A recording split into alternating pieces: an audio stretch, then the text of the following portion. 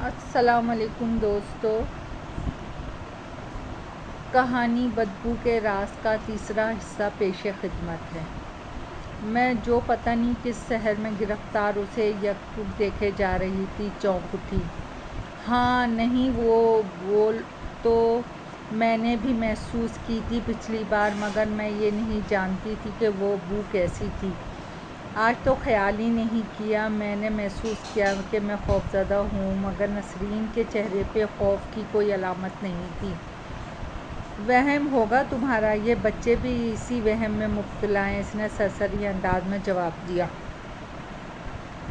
نسرین، یہ عجیب سی بات نہیں کہ تم خواب میں جسے دیکھتی ہو، جاگتے میں اس کی موجودگی کو محسوس بھی کرتی ہو۔ شاید تمہیں اندازہ نہیں کہ تم بہت بدل گئی ہو۔ پلیز تم اسے صرف خواب کا معاملہ مت سمجھو۔ کیا کہنا چاہتی ہو تم؟ اس کے چہرے پہ ہلکی سی ناگواری پھیل گئی۔ میرا مطلب ہے کہ یہ کچھ آسیبی ٹائپ کا معاملہ نہیں لگ رہا؟ میں نے جھجکتے ہوئے کہا۔ دیکھو صبا، اگر تم میرے انداز بیاں سے ایسا سمجھتی ہو تو غلط ہے۔ وہ محض خواب ہے۔ یہ بدبو والا یا کسی کے اس کمرے میں نہ آنے والا معاملہ الگ ہے۔ ہاں، تم یہ کہہ سکتی ہو کہ میں خواب میں اس قدر سنجیدگی سے کیوں لے رہی ہوں، تو یہ معاملہ سراسر نفسیاتی ہو سکتا ہے، مگر ایک ایسا معاملہ جو کسی بھی طرح میرے یا کسی اور کے لیے کسی نقصان کا باعث نہ ہو، اسے بے وجہ خوفزدہ قرار دینا بے وقوفی ہے۔ دنیا سے کٹ جانا یوں بھی لاشعوری طور پہ ہو سکتا ہے کہ مجھے دنیا والوں نے دکھوں اور مسائل کے سوا دیا ہی کیا ہے۔ اگر میں خواب کی وجہ سے یا ایک ماورای خیال محبت کی وجہ سے سکون میں ہوں تو بھی بھلا کسی کا کیا نقصان ہوتا ہے؟ نسرین کے انداز میں ناتعلقی اپنی پوری شفافیت کے ساتھ موجود تھی۔ نسرین، مجھے ڈر لگ رہا ہے یہ معاملہ کوئی اور رنگ بھی تو اختیار کر سکتا ہے۔ میرے خدشات میری زبان پہ آ گئے۔ مثلاً کون سا رنگ؟ وہ سر کو ہلکا سا جھٹکا دے کے بولی۔ مثلاً یہ کہ میں گڑبڑا گئی۔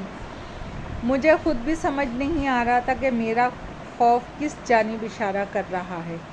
ہاں بولو۔ اس کے انداز اور لہجے میں طنز کے علاوہ کھنک سی تھی، جیسے وہ مجھے چیلنج کر رہی ہو۔ میرا مطلب ہے کہ تم کسی قسم کا نقصان بھی ہو سکتا ہے۔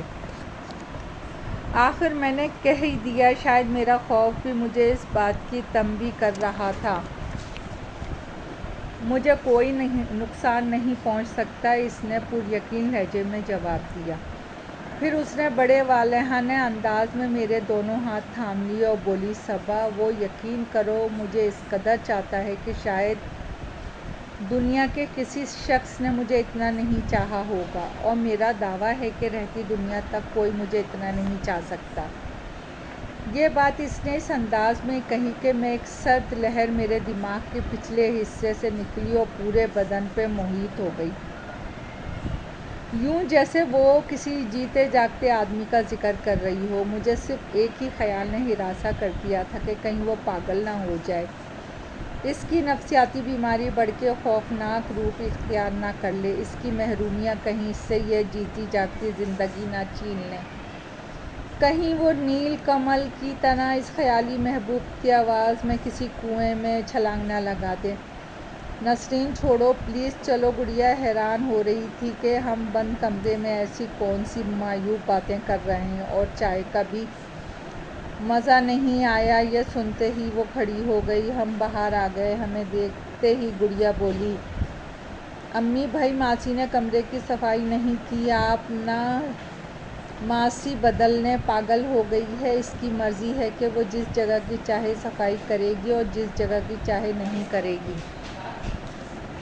کاشف اور راحل بھی ابھی تک اتنی دیر تک سوتے رہتے ہیں کمرہ بند کر کے، وہاں کی صفائی بھی مجھے ہی کرنا پڑتی ہے۔ اس سے تو اچھا ہے کہ آپ مجھے ہی ماسی رکھ لیں۔ وہ غصے میں بڑبڑا رہی تھی۔ اچھا چپ ہو جاؤ، میں خود کر لوں گی۔ نسرین نے اسے جھاڑ دیا۔ جاؤ چائے بناؤ، چائے رکھی ہے ٹیبل پہ، تھرماس میں ابھی بنائی ہے۔ وہ دونوں نوابزادے بھی تو اب اٹھیں گے ناشتہ کرنے۔ اس نے راحل اور کاشف کے کمرے کی طرف اشارہ کیا۔ وہ بڑبڑاتی ہوئی کچن میں چلی گئی۔ میں اور نسرین وہیں ڈائننگ ٹیبل میں بیٹھ کے چائے پینے لگے۔ میں امی سے جلدی آنے کا کہہ کر آئی تھی اور میرا ارادہ چائے پی کے چل دینے کا تھا، مگر میں ایک بار پھر نسرین کے کمرے میں جا کر اس بو کو محسوس کرنا چاہتی تھی۔ نسرین نے شک کا بیج ذہن میں بو دیا تھا اور میں یہ سوچ رہی تھی شاید وہ واقعی میرا وہم ہو۔ ممکن ہے اس روز بدبو کہیں اور سے آ رہی ہو اور آج کی کہانی سن کے میں بھی یہی سمجھتی ہوں کہ وہ بو اس کے بیڈ روم ہی سے آ رہی۔ اس وقت مجھے اس کے کمرے میں جانے کا موقع مل گیا جب نسرین نے بتایا کہ اس کے میاں کی کچھ تصویریں اس کی ساس لائی تھیں جو بقول ان کے بیٹے کے کسی دوست نے لا کے دی ہیں۔ یہ کہہ کر وہ البم لینے کمرے میں گئی تو میں چائے کی پیالی لیے ہوئے اس کے پیچھے ہی اس کے بیڈ روم میں داخل ہو گئی۔ اندر داخل ہوتے ہی میں نے غیر ارادی طور پہ گہرا سانس لیا، پھر مجھے لگا جیسے ابھی ابکائی آ جائے گی۔ میں ایک دم پلٹ کے پیسیج میں آ گئی، چائے کی پیالی میں نے ٹیبل پہ رکھ دی اور بھاگ کر باتھ روم میں چلی گئی۔ وہ بڑی ہی ناگوار بو تھی جو گہرے سانس کے ذریعے میرے سینے میں جا بھر گئی تھی۔ میں نے دونوں ہاتھ سنک پہ رکھے اور کتنی ہی دیر ابکائیاں لیتی رہی، لگتا تھا کہ جیسے کلیجہ ہی باہر آ جائے گا۔ کن پٹیوں میں دھمک سی ہونے لگی اور سر بری طرح چکرا گیا۔ نسرین کو شاید یہ پتہ ہی نہ چلا کہ کیا ہوا۔ وہ البم ہاتھ میں لیے مجھے آوازیں دے رہی تھی۔ میں جلدی سے خود کو سنبھال کے باہر آ گئی۔ کیا ہوا؟ اس نے میرے چہرے کو غور سے دیکھ کے پوچھا۔ میری آنکھوں میں پانی بھرا ہوا تھا۔ کچھ نہیں، پھندا لگ گیا تھا۔ پتہ نہیں کیوں میں نے اصل بات نہ بتائی۔ پھر میں بامشکل وہاں بیٹھی، جلدی تصویریں دیکھی اور چلی آئی۔ میں نسرین کی طرف سے بہت پریشان تھی۔ امی نے بھانپ لیا کہ میں پریشان ہوں۔ انہوں نے پوچھا تو میں نے تفصیل سے سارا ماجرا انہیں سنا دیا۔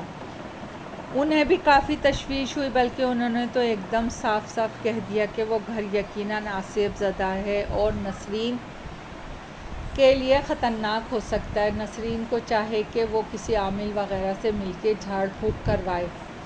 اب میں امی کو کیا بتاتی کہ وہ ایسا کر کے اپنے پیروں پہ کلاڑی کبھی نہیں مارے گی۔ وہ تو اس قدر خوش اور مطمئن ہے جیسے یہی سب کچھ اس کی زندگی کا مقصد تھا جو اس نے پا لیا۔ میں کئی روز تک اسی کے بارے میں سوچتی رہی۔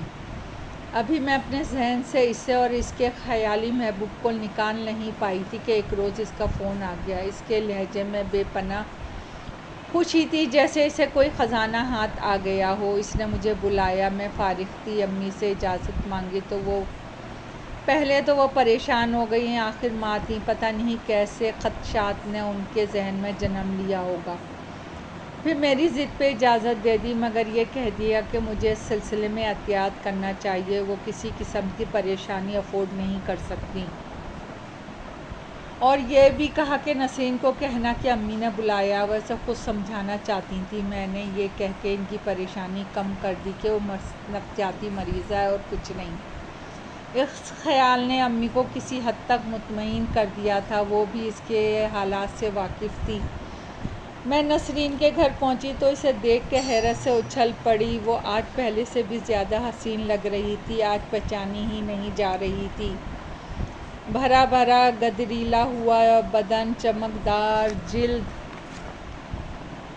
لو دیتی آنکھیں، یہ سب میرے لیے بہت حیرت انگیز تھا۔ اس نے بتایا کہ آج اس کی سالگرہ ہے جسے وہ صرف میرے ساتھ منانا چاہتی تھی، کیونکہ میں اس کی بات سن سکتی ہوں جو وہ کسی اور سے نہیں کر سکتی، نہ کرنا چاہتی ہے۔ حیرت کی بات یہ بھی تھی کہ اس نے اپنے سارے بچوں کو ان کے تایا کے گھر بھیج دیا تھا، انہیں رات کو واپس آنا تھا اور یہ تمام وقت وہ میرے ساتھ گزارنا چاہتی تھی۔ یہ سن کے میں نے امی کو فون کر دیا کہ نسرین کی سالگرہ ہے، اس لیے میں لیٹ ہو جاؤں گی۔ میں نے انہیں یہ نہیں بتایا کہ نسرین کے بچے بھی ماں کی سالگرہ پہ گھر پہ نہیں ہیں، صرف اتنا کہہ دیا کہ رات کا کھانا ہے، اس لیے وہ 9 بجے تک ڈرائیور بھیج دیں۔ امی نے نسرین کی خیریت پوچھی، غالباً سالگرہ کا سن کے اس سے آج ایسی کوئی بات نہیں کی جس سے اس کی آج کی خوشی غارت ہو۔ ایک درمیانی سائز کا فروٹ کیک ٹیبل پہ رکھا تھا جس کے چاروں طرف لگی ہوئی موم بتیوں کی تعداد 20 تھی۔ ایک بہت خوبصورت سا چھوٹا سا لائٹر ان موم بتیوں کے قریب رکھا ہوا تھا۔ میرے لیے سب سے حیرت انگیز بات یہ تھی کہ کیپ پر گلابی کریم سے لکھا تھا اپنی محبت کی 20ویں سالگرہ پہ جمال خان کی طرف سے۔ یہ کون ہے؟ کس نے کس کے لیے بھیجا ہے؟ یار کسی اور کے کیک پر سالگرہ منا رہی ہو کیا؟ جی نہیں، یہ میرے لیے ہے، اس نے بھیجا ہے۔ نسرین کے اس جملے نے بم کا سا دھماکہ کیا۔ میں اچھل پڑی۔ نسرین، کیا تمہیں پتہ ہے کہ تم کیا کہہ رہی ہو؟ میں نے اوپری ہونٹ کے اوپر آئے پسینے کو ٹیشو سے صاف کرتے ہوئے پوچھا۔ دوستو، کہانی ابھی جاری ہے۔ پسند آئے تو سبسکرائب کیجیے گا۔ آپ کی دعاؤں کی طلبگار۔